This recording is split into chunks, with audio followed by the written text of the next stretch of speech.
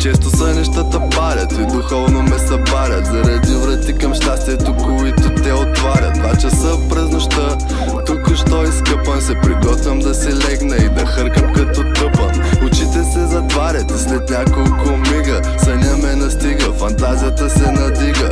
Озовавам се на място пълно с високи палми. Хората около мен изглеждат толкова реални. Всички се усмихват и някак си зная, че това е моя подсъзнание.